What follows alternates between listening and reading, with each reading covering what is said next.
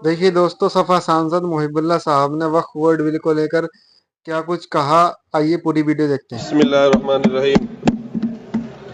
जनाबे सदर मोहतरम, सबसे पहले मैं आपका तहे दिल से शुक्रिया अदा करता हूं कि आपने मुझे इस मसले पर गुफ्तगू का मौका दिया और मुझे ज्वाइंट पार्लिमानी कमेटी का भी हिस्सा बनाया। सदर मोहतरम, जब हमारा मुल्क आज़ाद हुआ था तो हमारे कायदीन के सामने दो रास्ते थे। वो रास्ते क्या थे और किसने पेश किए थे, ये अब गैर अहम है। असल बात ये है कि हमारे रहनुमाओं की दूरंदेशी और अक्लमंदी की बदौलत मुल्क में हर मजहब को परवान चढ़ने, फलने फूलने और अपने इदारे चलाने की आजादी दी गई, जो कि हमारे आइन की आर्टिकल 25 और 26 में मौजूद है। ये हक महज एक आईनी हक नहीं बल्कि बुनियादी हुकूक का हिस्सा है। आज हमारे ऐवान के सामने जो वक्फ तरमीम बिल पेश किया गया है, ये न सिर्फ हमारे बुनियादी हुकूक की खिलाफ वर्जी है बल्कि राइट टू इक्वलिटी के भी साफ खिलाफ है। इसको सदर मोहतरम मुल्क की दूसरी मेजोरिटी कभी कबूल नहीं करेगी। सदर मोहतरम, इस बिल में सबसे पहली तरमीमी वक्फ एक्ट के नाम तब्दील करने की है। मैं कहता हूं, नाम बदलना तो एक मामूली बात है, क्योंकि असल में जो तब्दीलियां की जा रही हैं उनका वक्फ के बुनियादी उसूलों और फिक़ही कवाइद से दूर दूर तक कोई वास्ता नहीं है। इस तरमीमी कानून का मकसद वक्फ के इदारे को कमजोर करना और उसे बेअसर करना है। तारीखी तौर पर वक्फ के जितने भी कवानीन बने हैं वो इस उसूल पर कायम थे कि मजहब में दिए गए वक्फ के उसूलों और शराइत को खत्म ना किया जाए। सन 1913 का मुस्लिम वक्फ एक्ट, जिसका माननीय मंत्री जी हवाले दे रहे थे, इसी नियत से लाया गया था कि वक्फ के उसूलों को कानूनी तौर पर तस्लीम किया जाए, ना कि उन्हें तब्दील किया जाए।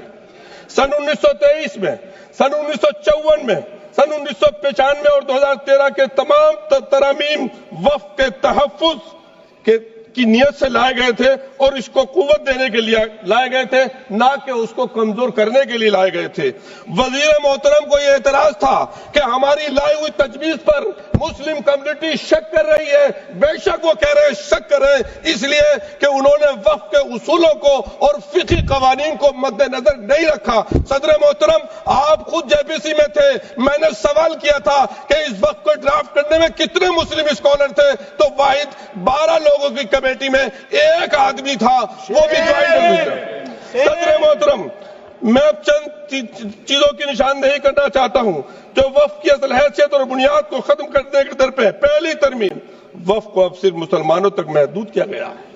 मैं दिल पर हाथ रखकर कह सकता हूं सदर मोहतरम, एक जाती वाक़या बयान करता हूं, पार्लियामेंट की मस्जिद के सामने रहकर सारे देशवासियों के लिए दुआ करता हूं। मैं अब दुआ कैसे करूंगा जब ये महदूद कर दिया जाएगा। मैं एक वाक़या आपको बयान कर रहा हूं। अभी राजस्थान में गया, तिजारा के पास एक गांव हसनपुर है, उस शादी में गया, अजान की आवाज आई। मैंने कहा यहाँ मस्जिद कहाँ है भाई? जब मस्जिद देखी वो बड़ी सुंदर मस्जिद थी। मैंने पूछा ये मस्जिद कैसी है? उन्होंने बताया कि यहाँ 400 साल पहले कोई दुर्वेश थे, इस पेड़, वो पेड़ भी अभी बाकी है, वो यहाँ बैठते थे और यहाँ से हमारे हिंदू महाराजा जी गुजर रहे थे, उनको बीमारी थी, वो ठीक नहीं हो रहे थे। किसी ने कहा कि उनसे दुआ करा लीजिए, उन्होंने दुआ की, वो ठीक हो गए। बाद में जब गए तो महाराज ने कहा कि अपने लिए दुआ करा के रहा, तुम्हारा वारिस कोई नहीं है। वो फिर दोबारा गए और अल्लाह ने उनको उनकी दुआ को। हमारे देश सूफी ऋषि मुनियों का देश है, ये वलियों का देश है, ये तमाम धर्मों की जो रूहानी शख्सियात है उनका देश है। आप दुआ करने से रोक रहे हैं सर, गैर मुस्लिम को वक्फ करने से रोक रहे हैं आप सर। गुज़िश्ता सर, एक इसके अलावा मुसलमानों को भी अपने ईमान का सबूत देना होगा। सर, मैं इमाम हूं, इमाम हरम, मक्के का हरम भी किसी शख्स को यह सर्टिफिकेट के लिए मजबूर नहीं दे सकता कि वो प्रैक्टिसिंग मुस्लिम है। जब कोई प्रैक्टिसिंग मुस्लिम होगा ही नहीं तो वक्त कैसे होगा सर? वक्त तो खत्म हो जाएगा सर।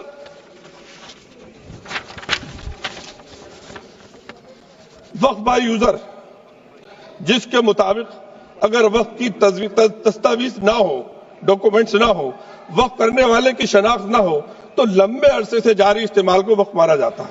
यह उसूल हमने नहीं बनाया, प्रीवी काउंसिल के फैसलों से बाज़ाब्ता तौर पर यह उसूल माना गया। सर 100 साल पुरानी मस्जिद तो बाकी रहेगी, लेकिन 600-700 साल पुरानी अगर मस्जिद का कोई रिकॉर्ड नहीं है तो आप कहेंगे ये वक्फ यूसुफ नहीं है। अरे सर कितना हम लोग यकीन करें। तीसरी तरमीम बोर्ड के इंतखाबात को खत्म करके उसे मुकम्मल सरकारी इदारा बनाया जा रहा है। दिल्ली की मिसाल है उसकी। दिल्ली वक्फ बोर्ड को तहलील करके उसका इंतजाम एक एडमिनिस्ट्रेटर अफसर के हवाले किया गया, जो एक तरफ रिलीजियस कमेटी का चेयरमैन था, दूसरी तरफ वक्फ बोर्ड का एडमिनिस्ट्रेटर था। उसने बहादुर शाह जफर ने जिस मस्जिद के लिए रिपेयर के लिए बोला था, मेरे पास डॉक्यूमेंट है उस मस्जिद के, वो रातों रात मस्जिद अखुंजी महरौली में शहीद कर दी गई। सर इससे ऐसा मैसेज आएगा। हम लोग, मैं तो इससे मैसेज क्या, बहुत से लोग पता नहीं क्या क्या कहते हैं सर, लेकिन हकीकत ये है कि शायद उनका आखिरी हो ये सितम। हर सितम सोच के हम ये सह गए, हम वफा करके भी तना रह गए। हमारा नाम क्यों नहीं लिया जाता आजादी के? कितनी कुर्बानियां दी हैं सर। मैं और क्या कहूं, कुछ लोग तो इतने माहिर हैं, दामन पे कोई दाग न, दामन पे कोई दाग न खंजर पे कोई धब्बा, तुम नक्श करो हो या करामात करो। धन्यवाद जी, धन्यवाद सर। हमें उनसे वक्फ की उम्मीद कैसे कर सकते हैं जो नहीं जानते वक्फ क्या है? धन्यवाद। उनसे कैसे उम्मीद है वफा की? सर मैं अपनी बात को खत्म कर रहा हूँ। आप खत्म कीजिए, 30 सेकंड में खत्म कीजिए, 30 सेकंड।